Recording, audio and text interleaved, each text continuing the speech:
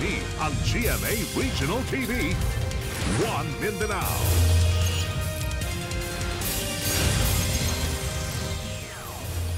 Aniya na mga dagkong balita karong adlaw sa One Mindanao. 9 anyos nga grade 3 pupil, kritikal human gitabangan og kulata sa 5 ka high school students sa Iligan City. Daycare center sa Barangay Mandug sa Davao City, giransak, 2 ka menor de edad nga sospek na rescue.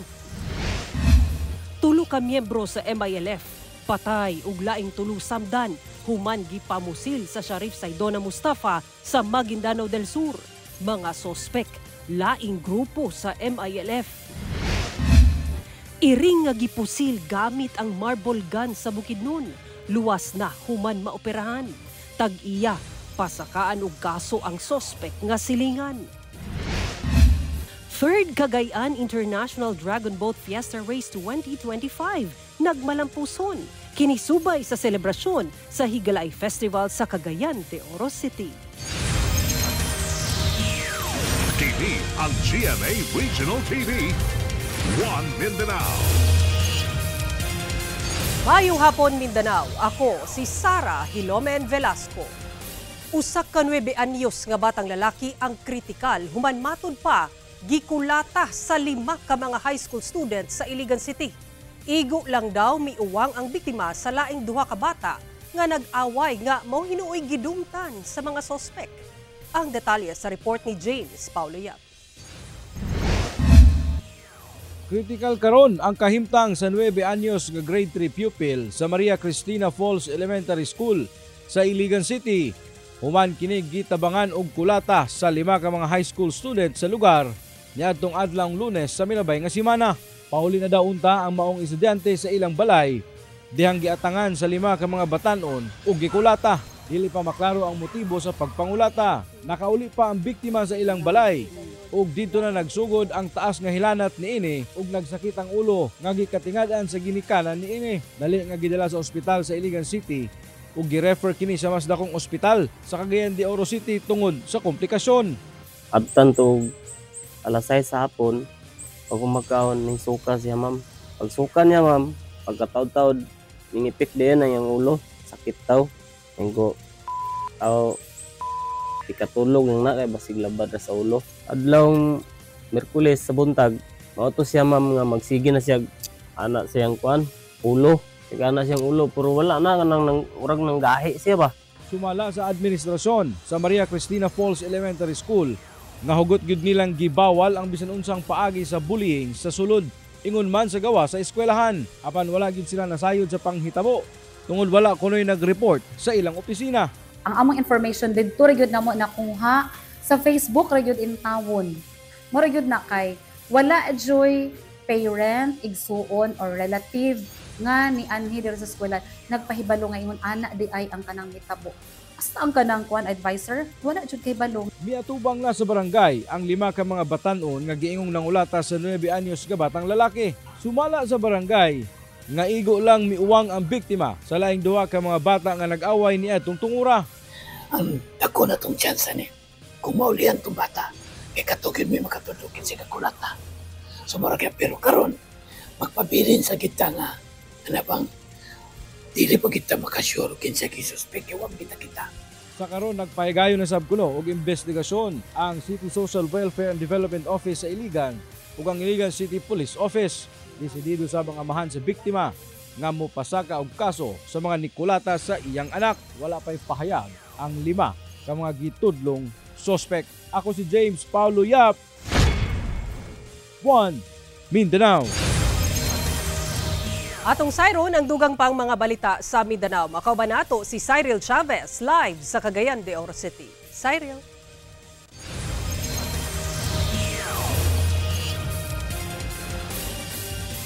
Salamat Sara. Subling gibutyag ni Davao City Acting Mayor Sebastian Baste Duterte nga politika ang nagpalayo sa impeachment patok sa igsuong si Vice President Sara Duterte. Pangutana sa batanong Duterte, nganong dili respetuhon ang desisyon sa Korte Suprema. Ano ang report ni John D. Esteban? Sumala ni Davao City Acting Mayor Sebastian Baste Duterte nga di niya masabtan kung nganong dili respetuhon sa pipila ang desisyon sa Korte Suprema kalabot sa impeachment complaint batok sa iyang igsuong si Vice President Sara Duterte. Taliwala kini sa mga nagpahayag og pagsupak sa maong desisyon. Pipila diha ang grupong Akbayan, Tindig Pilipinas ug Bagong Alyansang Makabayan nga iladong kritiko sa Vice Presidente kinsa nag-file og motion to intervene sa Supreme Court aron iparekonsidera ang desisyon.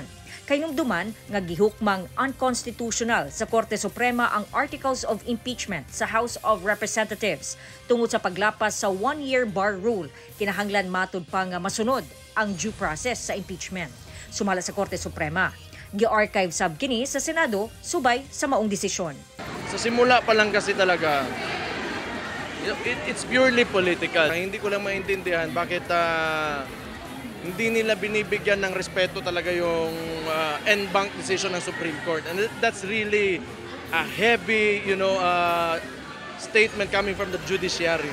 And yet they still want to push the issue. Ang House of Representatives nag-file og motion for reconsideration sa Korte Suprema ug nakatakdang mokomento niini ang kampo ni VP Sara. It's a political scheme. It's a smear campaign against the Vice President. No, it's okay. It's a democracy. So yeah, they can say whatever they want. If you don't have the numbers, you can't have the cake. You can have the prize. May tungod sa pahayag ni President Ferdinand Bongbong Marcos Jr. ato sa usa ka press briefing sa iyang state visit sa India, kinsa subling miingon nga wala siya'y kalabutan sa impeachment batok kang VP Sara. I don't really think it matters what he says because nothing that comes out of his mouth is, worth listening to. I heavily criticize the president, so it's been like that since the start of his term. I don't want to even look into what he's saying because nothing really good comes out of his mouth. Daan ang giingon ni PBBM nga ang proseso o ang procedure sa impeachment ang gihukman sa Korte Suprema ug wala matud paghukman ang unod sa reklamo. Kauban sa Bebot Kahes sa kamera, Jandy Esteban. 1 Mindanao. Mismong usa ka inahan ang nanawag og kapulisan aron isurrender ang iyang 20 anyos nga anak sa Davao City. Kini human giingong nagkupot og illegal nga droga nga mobalor og 1.5 million pesos. Ani report ni Argil Relator. Wala matud pa sa tarong nga panghuna-huna ang 20 anyos nga lalaki sa Purok 6A Barangay Bunawan proper Davao City. Hinungdang nanawag na og kapulisan ang iyang inahan. Kini human na siren sab sa inahan nga dunay usa ka bloke sa pinaugang dahon sa marijuana ang bag sa iyang anak. Tuod man nakumpiska sa otoridad ang maong illegal nga droga nga kapin kulang 1,000 grams o mobalor og 1.5 million pesos. Walay pahayag ang inahan apan sumala sa kapulisan. Doon na record ang gisurrender nga anak. Based sa information nga nag-gather sa atong investigator sa Bunawan Police Station, is involved po ni siya sa lain nga krimen sa ilahang lugar, sir. No? Section 11 o possession o sa Comprehensive Dangerous Drugs Act ang atubangong kaso sa maong lalaki. Panawagan sa kapulisan sa mga kabanay nga kung dunay miyembro sa pamilya nga nalambigit sa illegal nga binuhatan, i-report dayon kini sa otoridad. Sa statement sa atong City Director, sir, no, kung naamagwi presensya sa illegal drugs, especially sa membro sa mga pamilya, lason na siya, sir, kung ano dakag-away, possible gani, sir, mas worse is na ay rape nga mahitabo, gumikan ka under supplementation sa illegal nga droga ang isa ka membro sa isa ka pamilya. So, kauban si Metro Awing sa kamera. Ako si Argil Relator. 1 Mindanao. Gituhuang gipusil gamit ang marble gun, punting sa ulo ang binuhing iring nga si Panther sa Sitio Omar, Barangay Sinuda, Kitaw-Taw, Bukidnon. Daling gidala sa tag-iya ang samdang iring sa Davao Emergency Veterinary Hospital sa Davao City aron maoperahan. Sumala sa veterinarian nga si Dr. Ronald Lunar, ang holen naigo sa ilong sa iring ug nalubong sa bungo. Maayo na lang daw kay daling nadala kini sa klinik. Milungtad og kapin usa ka oras ang surgery, una malampusong nakuha ang marble. Duda sa tag-iya nga ilahang silingan ang mihimo sa ilang alaga. Gumikan na sayod sila nga duna kini marble gun. Sa karon ana na sa luwas nga kahimtang ang iring. Desididong magreklamo ang tag-iya sa mong iring. Wala na niluwat og pahayag ang tag-iya sa iring. Ginasulayan pa sab og kuha ang bahin sa giingong silingan nga gidudahang mihimo sa pagdagmal sa iring. Ang animal cruelty o ang pagdagmal sa mga hayop o unsa pang pagpanakit sa mga alagang hayop gikonsiderang krimen. Ilawom sa Republic Act 8485 o ang Animal Welfare Act of the Philippines. Usa ka daycare center sa Barangay Bandug sa Davao City ang giransak. Gawas sa gikawat nga gamit og kwarta, gihugaw-hugawan pa ang pasilidad pinaagi sa spray paint. Ani report ni Argil Relator.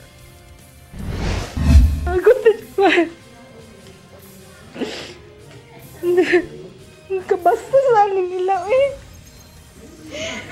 Igo na lang sa paghilak ang teacher. Dihang ing-ani na nga naabta ng ilang classroom sa DDF Village Child Development Daycare Center sa Barangay Mandug, Davao City. Gihugaw-hugawan ang mga pader ug pultahan, pinaagi sa pagsulat gamit ang spray paint ug mga dili maayong pulong ug hulagway. Buak na sab ang ilang TV.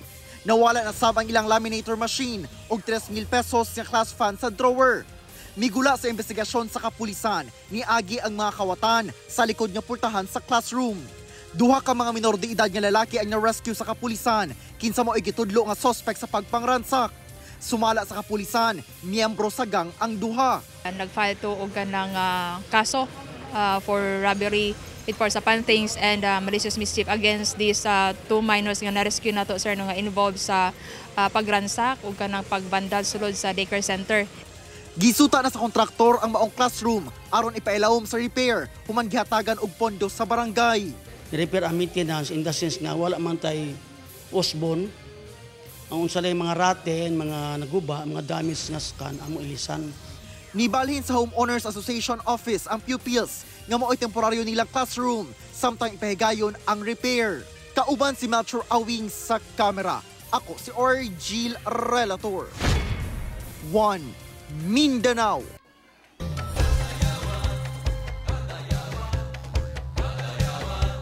Nagmabulokon ang pag-abli sa Kadayawan Festival 2025 niadtong Biyernes sa Magsaysay Park sa Davao City. Gipangunahan ni Davao City Acting Mayor Sebastian Baste Duterte. Ano ang report ni John D. Esteban?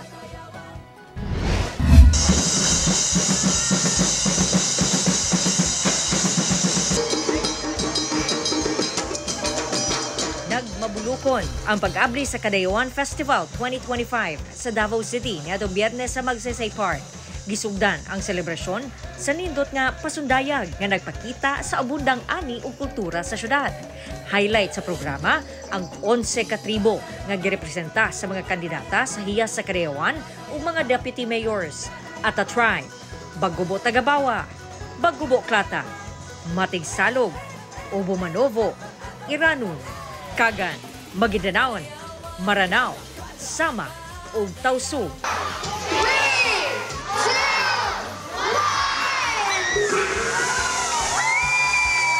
I now declare the Kadayawan Festival 2025 formally open. Congratulations, mga Ang pagbunal sa gong sa pagpanguna ni Davao City Acting Mayor Sebastian Baste Duterte, timailhan nga formal nang gisugdan ang selebrasyon. Gisaksihan usab kini sa daghang Davaoenyo, mga bisita ug mga lokal nga opisyal. Mitambong sab si Acting Vice Mayor Rigo Duterte. Sa mensahe sa mayor, iyahang gimugatan nga batasanon ang pagtuman sa balaod, taliwala sa kasadya ug kalingawan karong Kadayawan. Giawhag sab niya ang tanan nga magbinantayon aron magpabiling malinawon ang selebrasyon. Hatagan gyud og emphasis ang culture of security. Magtinanaway gyud ta, magtinabangay gyud ta kay ni survive ta sa ingana nga pamaagi. Kauban si Bebot Cajes sa kamera. John D. Esteban. 1 Mindanao. TV ang GMA Regional TV. 1 Mindanao. Ibisita si Vice President Sara Duterte sa Kadayawan Tribal Village sa Magsaysay Park sa Davao City karong hapon. Alas 3 karong hapon dihang misalmo si Vice President Sara Duterte sa Kadayawan Village Tribal Tour sa Magsaysay Park. Subay gihapon sa mga aktibidad sa Kadayawan Festival 2025. Usa-usa nga gibisita sa bise kauban ang uban pa mga bisita ang tagsa-tagsa kabalay sa 11 ka ethno-linguistic tribe sa syudad. Gi-welcome sila sa representante sa matag tribo. Dinhi gipaila-ila kanila ang kultura ug tradisyon sa tribo sa syudad, pinaagi sa features sa ilang mga balay, ilang panginabuhian sama sa weaving ug mga tradisyonal nga pagkaon.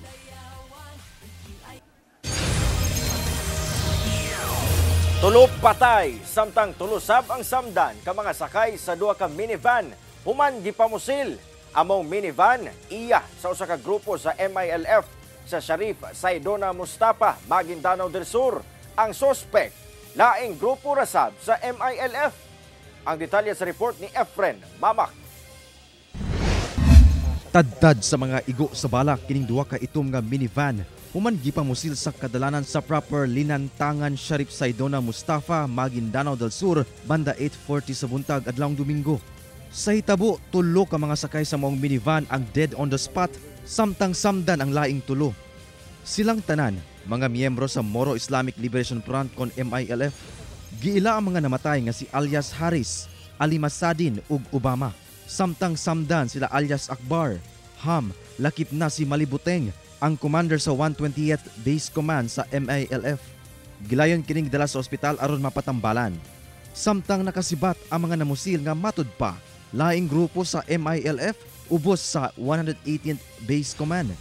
Na-recover sa crime scene ang anaa sa kapin gatos ka basiyo sa mga nagkalain-laing pusil nga gingong gigamit sa maong pagpamusil. Matud sa Maguindanao del Sur Police Provincial Office, pabiyahe unta ang mga biktima padulong sa Pembalcan, Mamasapano sa maong probinsya. Apan, pag-abot sa lugar nga gikahitabuan, gipamusil sila sa mga sospek. Ginalantaw pa kung rido ang hinungdan sa pagpamusil. Inaalam pa po natin kung rido po ba ito o talaga pong away lang po ng mga grupo. Nakatakdang magsumite og written protest ang kapulisan sa tagdumala sa MILF kalabot sa hitabo. Ginasuwen pa kining makuhaan og pahayag. Usually po ang ginagawa ng ating kapulisan ay nagsasubmit po ng written protest sa ating pong pamunuan ng ating mga peace inclined group, yung ating pong MILF, para po magkaroon ng sanksyon yung mga ganito pong mga tauhan nila na involved. Kauban si Bong Vicencio, Efren Mamak. 1 Mindanao. Good news, alang sa mga motorista kay lauman ang moabot sa 10 piso kada litro nga rollback sa presyo sa mga produktong petrolyo sugod ugma Agosto 12. Sugod ugma mokunhod og 40 centavos kada litro ang presyo sa gasolina, samtang moubos og 1.50 ang kada litro sa diesel ug piso og 30 centavos sa kada litro sa kerosene. Kini ang unang pagkunod sa presyo sa gasolina human misaka sa miaging semana, samtang una sa mga pag-ubos sa presyo sa diesel ug kerosene human ang 4 ka sagunsong semanang pagsaka. Sumala sa Department of Energy ang pagkunhod sa presyo sa lana tungod sa pagtaas sa supply sa krudo ug ang pagkalibog sa posibleng US tariff alang sa mga mamalit sa Russian oil. Nasunog ang bahin sa usa ka opisina sa Justice Hall sa Zamboanga City. Pipila ka mga dokumento ang naabo. Naka-alerto si Efren Mamak. Good morning kay mga kanam Kinahanglan of Justice. Gilamoy sa kalayo ang bahin ni ining Justice Hall sa Zamboanga City sa Barangay Zone 4 pasado alas 3 sa kadlawon adlawng Sabado. Butang nga gikabalakan sa ubang residente nga basig nasunog sab ang mga importanteng dokumento sa korte. Kasalukuyan na susunog yung Hall of Justice ngayon. Malaking sunog ito. Yung mga cases natin dito na sunog na. Hinuon na pakgang ang maong sunog sulod sa halos 1 ka oras. Matud sa BFP, nagsugod ang maong sunog sa 3rd floor sa building, partikular sa room 314 nga usa ka opisina sa Municipal Trial Court in Cities. Ug daw dinhi ang pipila ka papeles nga gingong sinugdanan sa sunog. Gumikan sa kadako sa sunog mikatay kini sa ubos nga bahin sa building. Gani nalakip sa sunog ang ubang gamit sama sa mga karaang kabinet, office chairs ug aircon. Gibana-bana ang moabot sa 800,000 pesos ang danyo sa sunog. Hinuon walay angol sa itabo. Sa karon nakakordon pa ang nasunog nga opisina samtang giimbestigahan pa ang tinubdan sa sunog. Ginasuta pasab ang eksaktong mga dokumento nga naabo. Nag-coordinate pa kami sa NPCC kung ano nga talaga yung content ng mga documents na yun para ma-verify lang talaga namin. Kauban si Bong Vicencio, Efren Mamak. 1 Mindanao.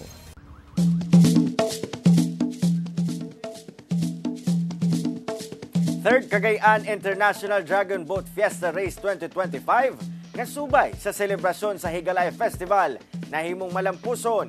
Nagkadaian Dragon Boat teams nga gikan pa sa nagkadaiyang lugar nagpakita sa ilang kahanas. Aniya ang akong report. Dungan nga pagbugsay, sabayan pa sa daw makabungol nga pagbunal sa mga drums. Ingon ani ang sitwasyon ato sa duha ka adlaw nga pagpahigayon sa 3rd Cagayan International Dragon Boat Fiesta Race 2025 nga kabahin sa selebrasyon sa Higalay Festival sa Cagayan de Oro City. Nagtigi sa unom ka mga kategorya ang mga partisipante nga adunay standard 22 crew racing boat kun DB22, 20 niini paddlers, usa ka drummer ug usa ka steer person. Gibahin-bahin sila subay sa edad og gender divisions. Human ang duha ka adlaw nga pagtigi, adlawng Domingo gianunsyo ang midaog sa matag kategorya. Nakadawat sila og medalya, plaque of recognition og cash prizes. Maayo sir, maayong dagan, guwapo, lingaw, bibo, very competitive teams ang nianhi diri ni Salmot. Ang International Dragon Boat Competition paagi sa lokal nga kagamhanan aron mapromotar ang sports hasta na ang turismo, labi pa nga ginapasigarbo sa dakbayan ang Cagayan de Oro River. Karon, adunay tulo ka mga aktibong dragon boat teams ang Cagayan de Oro City ug mudawat pa sila og mga aplikante nga interesado sa mong sport. Gani target kuno nila nga mas mahimong hanas pa ang mga team sa syudad ug aron makabot sab kuno pagbalik sa nasod ang mga international records sa mong sport. Anybody can join. Ang tawag na to ni sir, non-discriminatory nga sport, no? Lalaki, babae, taas, dili kay taas, dako, niwang. Pwede gyud mo appeal gyud ani sir. So all they have to do is i-message lang me sa Facebook page Dragon Boat Cagayan, letter K. Naman tay mga teams nga willing mo adopt og mga tao. Cyril Chavez, 1 Mindanao. Giawag sa Office of Civil Defense Region 11 ang mga LGU sa Davao Region, labi na ang mga lokal nga magbabalaod nga mopanday og ordinansa kalabot sa pagdevelop og mga relocation site aron mabalhin ang mga namuyo sa danger zone. Ani report ni John D. Esteban. 40 ka tuig na nga nagpuyo dinhi sa Purok 12A sa Barangay Matina, Pangi, Davao City si Ermeline. Ang ilang gipuyan nahimutang daplin sa sapa nga gikonsiderang danger zone. Gani makuyaw-kuyawan na sila o galing mukusog ang ulan unya musaka ang tubig sa sapa. Nasinatian na magudaw nila tung dakong baha ni adtong 2011 sa lugar, diin daghan ang namatay. Pag antos mo dire bisan delikado. Murag anak jud ma'am kung wala jud kapaingnan. Tapad ra ang balay ni Ermeline ug ni Conchita. Pero bisan delikado, wala daw sila mahimo kay lagi way laing kapuyaan. Naadyo ihatag sa gobyerno sa mo ang relocation, di amo nang i-grab. Wala mo mabalhinan. Wala lang gyud. Sa exclusive interview sa GMA Regional TV 1 Mindanao kang Regional Director Ednar Dayanghirang sa Office of the Civil Defense Region 11, iyang giawhag ang mga lokal nga magbabalaod sa Davao Region nga mopanday og ordinansa kalabot sa pagdevelop og mga relocation site diin ibalhin ang mga namuyo sa danger zone sama sa mga bahaunon ug landslide prone areas. Dili manggod daw matagna kanus amo igo ang katalagman. Kini makonsidera nga pagpangandam aron malikayan nga dunay makalas nga kinabuhi. Ang gina-encourage na po sila na ang mga local sanggunian, ang mga konsyal, mga board member, makialam na gyud ani. Dili lang mga mayors but also the legislators nato. Kay we need a lot of palisiya, urban planning, we need ordinances. For example, ang MGB nagsulti na 2,600 ka communities sa Tubok Region delikado sa landslide. Ang MGB, wala sila ngipon. Makahatag lang sila sa scientific data. Kinsa may naingipon? Ang LGU. Pasa sila ordinansya, pahimo sila relocation, town site development, para ibalhin ang mga imalikay ang mga tao sa katalagman. Dugang ni Dayanghirang, anda matud pa nga mutabang ang National Housing Authority o NHA sa pagtukod sa mga balay. Ang NHA, they're very much willing to build houses. Pero ang counterpart sa balay, yuta, ang LGU. Mo na ingon sa NHA. I am encouraging, appealing to LGUs, gikan sa barangay, munisipyo, city o provinces, na magpalit na ta og mga yuta or kung naay mag-donate or kung naay ancestral domain, ang mga kadti, pwede naman. Yusupra. Kauban si Bebot Kahe sa kamera. John D. Esteban. 1 Mindanao.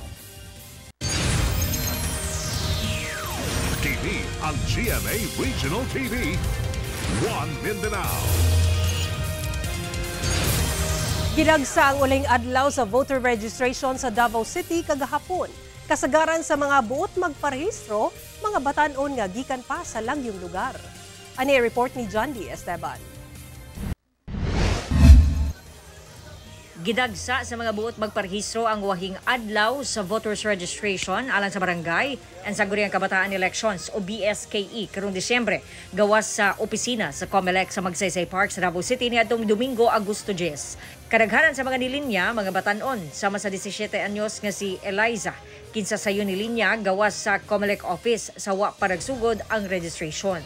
Buot matud pa niya nga mutar og leader sa mga kabatanunan sa ilang barangay sa Lizada. Para po makapili jud kung kinsa jud ang para sa SK po ba or kanang ano jud na pwede maging leader jud para sa ano po.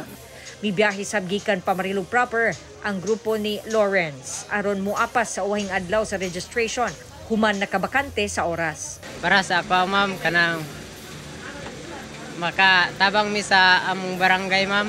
Ang voters registration nagsugod niadtong Agosto 1 ug natapos niadtong Domingo, Agosto 10. Gawa sa COMELEC offices sa Davao City, nagpahigayon sab sila sa ilahang registration sa mga mall. Daan ang giingon sa COMELEC 11 nga ilahang ginalantaw nga 1% sa sobra 3 million total registered voters sa Davao Region ang ihap sa first-time voter registrants. Samtang daan ang giingon ni President Ferdinand Marcos Jr. nga iyahang pirmahan ang balaod nun nga nagkanayong i-postpone ang 2025 BSKE sa Nobyembre sa sunod tuig.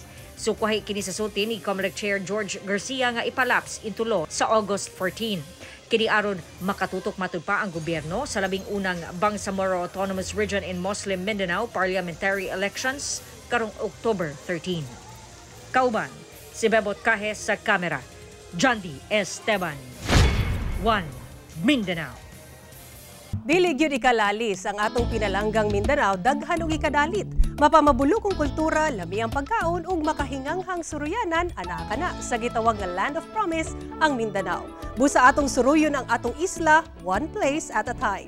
First stop, ang majestic ug kinatas ang bukid sa nasod, ang Mount Apo. Ug kana gisaka sa atong usa ka kapuso. Unsa ba kanindot ang highest peak sa nasod? Tara, atong suruyon dinhi sa May Mindanao. Sa taas nga halos 9,700 feet above sea level, tuod man ang Mount Apo sa Davao del Sur ang gitawag na highest mountain peak in the Philippines. Gani alang sa climbers ug hikers usa kini sa ilang bucket list. Ug kay nakahigayon ko karon og tick sa akong bucket list, tara, mubani ko sa akong journey pasaka sa makahingangha nga Mount Apo. Isip usa ka hiker, nakasaka ako og mga bukid. Apan kay laagan lagi, gi-challenge na ko akong sarili, way lain, Mount Apo gayud akong gipili. Ang akong first major hike challenge accepted. Alas 12 sa kadlawon, sugod na mi sa mong hike. Ngit-ngit ug kabugnaw ang nag-welcome sa muap sa pagsaka. Di jud siya lalim kay tukod ma-challenge jud ang imong physical ug mental nga aspeto. Pero samtang nag-hike bisan sa sobra ka ngit-ngit, maka-amaze ang kahilom ug kanindot sa lugar bisan flashlight ra ang source of light para makita ang kanindot sa Mount Apo. Alas 7 sa buntag nakaabot nami sa boulders ug di basta-basta ang view. Dagko pa sa tao ang mga bato. Didto abi na moghapit nami sa peak pero layo pa jud ay kayo.